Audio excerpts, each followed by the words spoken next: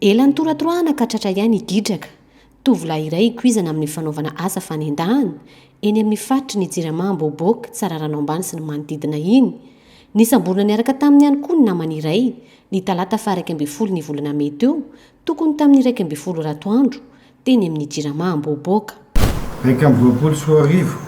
tokony tamin'ny 1 sasany teny amin'ny faritra jiramamboboka rehefa naheno izay ty amin'ny tanjon'ny filaminana fa maro ny fitarainana amin'ny toeran'io amin'ny resaka fanendana na amin'ny andro atoandro na amin'ny andro alina nametsaka ny velam-panjika izay eto amin'ny polisy-pirenena nafana misambotra ireo bandrolahy izay fa malaza ratsy amin'ny fanendana amin'ny toeran'io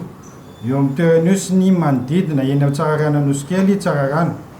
ary voasambotra ny ray efa nanambotra n'io ray io zay a dia nalaina moramora tsy naninona sy ty fa manana solona anarana izy natao hoe gijaka zany hoe gijaka io a efa amin'ny